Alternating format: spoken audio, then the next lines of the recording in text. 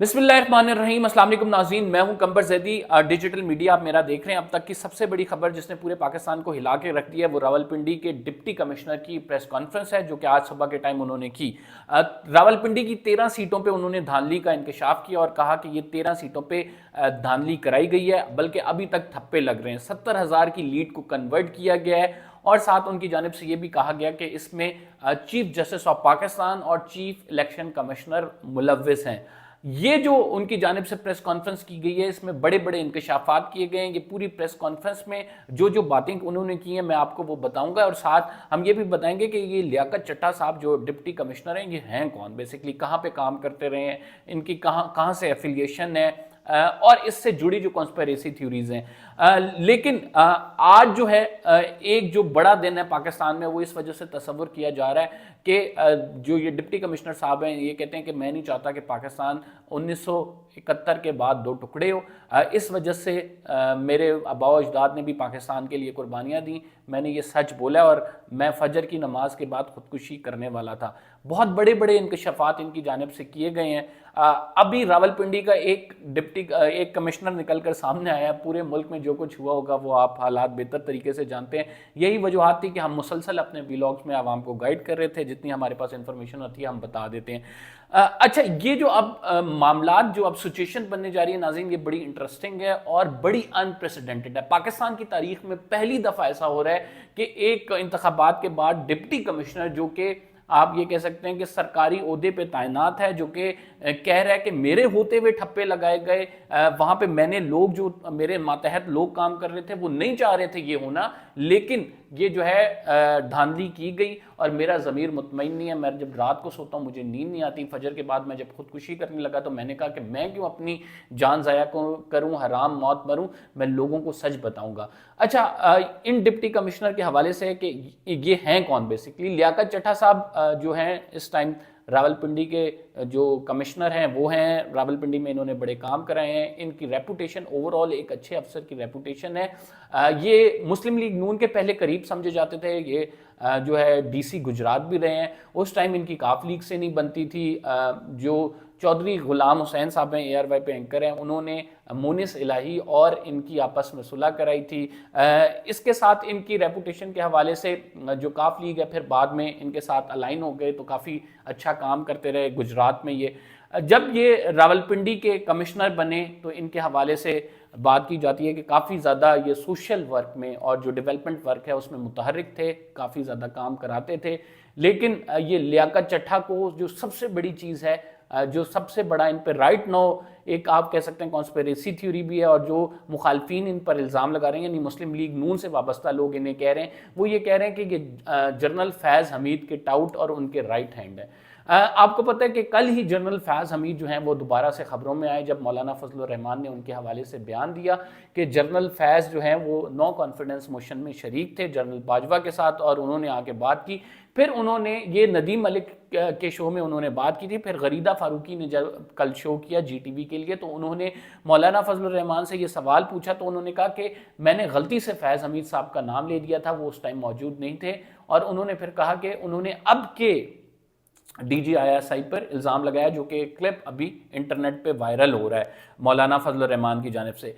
अब कल की डेवलपमेंट ये है और आज एक डेवलपमेंट ये होती है कि मुस्लिम लीग नून ये इल्ज़ाम लगा रही है कि ये लियाकत चट्टा जो डिप्टी कमिश्नर हैं इनकी जानिब से जो इस्तीफ़ा दिया गया है, ये इस्तीफ़ा बेसिकली जनरल फैज़ के ये टाउट हैं इस वजह से दिया गया है। मार्च में इनकी रिटायरमेंट आ रही थी, उससे कबल दिया गया। लेकिन आप ओवरऑल अगर देखें लियाकत चट्टा जो बातें कर रहे हैं, देखें हमने यहाँ पर देखा है कि जजेस साहिबान जब रिटायरमेंट आती है अपने पर्क्स एंड प्रिविलेज सेव करने के लिए वो जो है उन पर जो इल्ज़ामात सुप्रीम जुडिशल काउंसिल में लगे होते हैं उससे वो रिटायरमेंट पहले ले लेते हैं ताकि उसको सेव किया जा सके।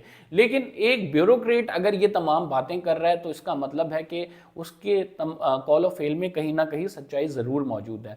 अल्लाह बेहतर जानता है दिलों के हाल, लेकिन उनकी जानिब से ये कहा जाना कि हमने जो है ठप्पे अभी तक लग रहे हैं, ठप्पे लगाए जा रहे हैं, मेरे मातहत अफसरान नहीं चाहते थे, मैं खुदकुशी करना चाहता था, मैं रात को सो नहीं पा रहा, ये बहुत बड़े बड़े इल्ज़ाम हैं। उन्होंने कहा कि इसमें चीफ जस्टिस ऑफ पाकिस्तान और चीफ इलेक्शन कमिश्नर जो है वो मुलव्विस हैं। लेकिन एक बात जो उनकी जानिब से की गई है वो बड़ी मुझे कि ये कह सकते हैं कि वो कॉन्स्पिरेसी थ्योरीज को और पेंडोरा बॉक्स को लेगी जन्म भी देगी। उसकी वजूहत ये है कि उन्होंने कहा कि फौज ने इलेक्शन सही कराए हैं। अगर फॉर्म 45 के तहत आप देखें तो फॉर्म 45 के तहत रिजल्ट्स बिल्कुल दुरुस्त हैं। ये इलेक्शन कमीशन ने बाद में धांधली कराई है और जो फॉर्म 47 जारी करवाया, तो उनकी जानिब से कहा जा रहा है कि आप नए इलेक्शंस की ज़रूरत नहीं है, आप फॉर्म 45 के रिजल्ट्स को कंबाइन कर लें और फॉर्म 47 जो है वो धांधली ज़्यादा फॉर्म है, फॉर्म 45 तक मामला बिल्कुल दुरुस्त है। तो एक कमिश्नर की जानिब से रावलपिंडी की 13 सीट्स पे ये जो ऐलान कर दिया गया, मेरे ख्याल से इसके बाद कोई बात बची नहीं है। वो शख्स जो कि इस तमाम आपको मैं बता दूं कि कमिश्नर होता बेसिकली ये तमाम आरओज जो हैं उसको रिपोर्ट कर रहे होते हैं, कमिश्नर ये तमाम एक्टिविटीज़ देख रहा होता है। और ये इलेक्शन पर्टिकुलरली इस दफ़ा, पहले जुडिशल आर होता था कि जुडिशल मैजिस्ट्रेट होता था, वो ड्यूटियां सर अंजाम देते थे, लेकिन पाकिस्तान की तारीख में बहुत अरसे बाद जो है वो ब्यूरोक्रेटिक आर जो ब्यूरोक्रेट से ये कराया गया है इलेक्शन, और ब्यूरोक्रेट्स इसमें मुलविस थे। इस धांधली में भी बताया जा रहा है मुबैना तौर पर ब्यूरोक्रेट्स का हाथ है, और यही वजह है कि आज जो है एक ब्यूरोक्रेट लियाकत चट्टा जिसने निकल कर सामने आया और आप ये कह सकते हैं बॉम्ब शेल गिराया है, उसने अभी इस टाइम मीडिया पे, इलेक्ट्रॉनिक मीडिया पे डिबेट ये हो रही है कि इतना बड़ा इंकशाफ कर डाला है कि जिसकी वजह से जो है निज़ाम हिल के रह गया। ऐसे वक्त में जबकि जो तहरीके इंसाफ की पार्टी है उसने आज एहतजाज की कॉल दी हुई है, जामशोरों में ग्रैंड डेमोक्रेटिक अलायंस का एक बहुत बड़ा एहतजाज हो रहा है जो कि बड़ा अनप्रेसिडेंटेड है, जिसमें वो धांधली से आगे की बातें कर रहे हैं, जिसमें वो इस्लामाबाद यानी विफाक के खिलाफ इल्ज़ामात लगा रहे हैं। तो ऐसे में बड़ी मानी खेज ये प्रेस कॉन्फ्रेंस है। आप इसको जितनी भी कॉन्स्पिरेसी थ्योरीज की शक्ल दें, लेकिन एक बात तो बड़ी स्टैब्लिश हो गई कि अवाम के मैंडेट चोरी किया गया है। जो हम पहले दिन से जब इनसे इलेक्शन हुए हैं, फॉर्म 45 लोगों के आए हैं, हमने लोगों का मुख्तलिफ इंटरव्यूज़ किया है, उसमें ये बात स्टैब्लिश कर रहे हैं कि यार ये लोगों के साथ ज्यादती हुई है और इसको आगे नहीं होना चाहिए। लेकिन अब जो बात की गई है ये एक पर्टिकुलरली हल्के की या किसी पर्टिकुलरली कॉन्स्टिट्यूएंसीज की नहीं बात की गई, ये एज अ सिस्टम वोल, यानी इसमें उन्होंने अगर चीफ जस्टिस ऑफ पाकिस्तान पर इल्जाम लगाया, चीफ इलेक्शन कमिश्नर पे इल्जाम लगाया, तो ये सिस्टमैटिक रिगिंग की बात की जा रही है। मेरा ख्याल से चीफ जस्टिस ऑफ पाकिस्तान के पास ये बड़ा अच्छा मौका है, अपने आप को वो दुरुस्त साबित करें और उनको बुलाएं, लियाकत चट्टा साहब को दूध का दूध पानी का पानी करें। माय लॉर्ड, आपने मंडे वाले दिन ये केस लगाया हुआ है जिसमें आप इलेक्शंस को वैलिडेट करने जा रहे हैं, तो आप ये फिर वैलिडेट करें कि यार रेगिंग हुई है यानी आप पे जो इल्ज़ाम लगाया जा रहा है वो दुरुस्त है। यानी मंडे वाले दिन कमिश्नर साहब को बुलाएं और दूध का दूध पानी का पानी करें, सच्चाई आवाम के सामने लाएं। आप ही तो कहते थे the truth will set you free. अब जो है अब वक्त आ गया कि कौम को हमें सच बताना चाहिए, कौम को आज़ाद करना चाहिए और ख़ुद भी आज़ादी लेनी चाहिए, सच आवाम के सामने आना चाहिए। तो आज के दिन की ये जो प्रेस कॉन्फ्रेंस है इसके बड़े दूररस नताइज होंगे पाकिस्तान की पॉलिटिक्स पे भी, पाकिस्तान के जुडिशल सिस्टम पे भी, पाकिस्तान के ब्यूरोक्रेटिक सिस्टम पे भी, क्योंकि इसने सवालिया निशान खड़े कर दिए हैं।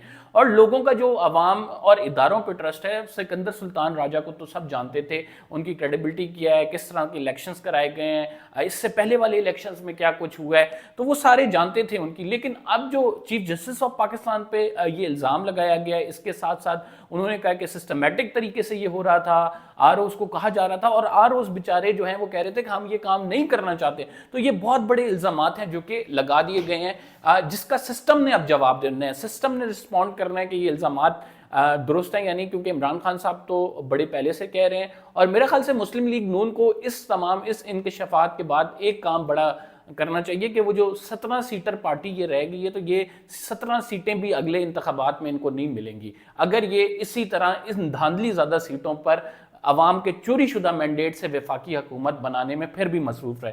मतलब it's an I opening for Muslim league Noon supporters and Muslim league Noon leaders के आप इस तमाम चीज़ों के बाद अगर मैंडेट आपका नहीं है, फिर भी आप आकर महंगाई करेंगे, आकर आप जो है लोगों को सताएंगे, तो आपकी साख इतनी भी नहीं रह जाएगी कि ये अभी जो सर्वे आया है इसमें आपकी 17 सीटें बनती हैं, जो कि आपने 59 पे ले गए हैं और उसके बाद फिर आज़ाद मिला के उसे 79 के करीब कर ली है। तो इसको जो है मुस्लिम लीग नून के लिए ये आई ओपनिंग इवेंट है और उनको ये जब तक उनको इसकी समझ नहीं आएगी, इसके पता नहीं लगेगा कि उनके साथ क्या कुछ हो रहा है, तो वो आइंदा मजीद नुकसान उठाएंगे। बहरहाल ये एक बड़ी जीत है पीटीआई के लिए, इमरान खान साहब के मौक़िफ़ की जीत है। ये बेसिकली इमरान खान साहब जो स्ट्रगल कर रहे थे उसकी जीत है। इमरान खान साहब की जानिब से जो कहा जा रहा था, जो बयानिया बनाया जा रहा था, उसकी जीत है। इसी वजह से आज जो इस्लामाबाद में पीटीआई का जो एहतजाज है उसमें हम लोगों की शिरकत देख रहे हैं, क्योंकि अवाम मुतहर्रिक हुई है। अवाम जो है वो कहती है हमने वोट किसी को डाला, जिता किसी को दिया, अब वो एहतजाज के लिए निकल रहे हैं। तो इस टाइम नेशनल प्रेस क्लब के आगे तमाम जो है वो मैदान उसको उखाड़ दिया गया है। आपने सड़कों पर पुलिस वाले खड़े कर दिए हैं। अब उन पुलिस वालों से जाके आप, ये भी बड़ी इंटरेस्टिंग गॉसिप है, आप उन पुलिस वालों से जाके कभी वैसे गपशप लगाए ना कि गलत हो रहा है यार, नहीं होना चाहिए, हम गलत काम कर रहे हैं। ये पुलिस वाले खुद कह रहे होते हैं कि जब आप उनसे प्राइवेटली जाके बातचीत करें, कन्वर्सेशन करें, वो कहते हैं यार ना करें, हमारी ड्यूटी है, हम मजबूर हैं। लेकिन आज एक सिविल सर्वेंट जो है वो ये तमाम गुलामी की जंजीरें, या आप ये कह सकते हैं कि जो दिल पे उसके बोझ था वो तोड़कर आज़ाद हुआ, और उसने कहा कि मुझे कचहरी चौक पर फांसी दें, मुझे परवाह नहीं है इसकी, अब मैंने गलत काम किया, इसकी मुझे सज़ा मिलनी चाहिए। तो it's a big sign, it's a big development right now in Pakistan के रावलपिंडी के शहर में जहाँ पे GHQ वाक़या है, वहाँ पे जो डिप्टी कमिश्नर है वो प्रेस कॉन्फ्रेंस करके कह रहा है कि सर मैंने बड़ी ज़्यादती की है कि लोगों को 70,000 वोट की लीड थी, मैंने उन लोगों को हराया है। तहरीके इंसाफ आज निकल रही है, उनको रास्ते में रुकावट के लिए मुख्तलिफ जगहों पर हम जाके अगला व्लॉग भी करेंगे मुख्तलिफ जगहों से। तो इस टाइम लेकिन फिर भी F9 पार्क के आगे लोग निकल रहे हैं, लाहौर में लोग निकल रहे हैं। अब देखते हैं ये एहतजाज क्या रंग इख्तियार करता है, ये एहतजाज कहाँ तक जाता है। लेकिन एक बात बड़ी क्लियर है कि मुल्क में आइंदा आने वाले दिनों में स्टेबिलिटी नहीं आने वाली। ये जो प्रोसेस है ये मज़ीद आप ये कह सकते हैं इसमें गंद घोला जा रहा है, और ये अवाम पाकिस्तान के लिए बड़ी तकलीफात का बायस बनेगा।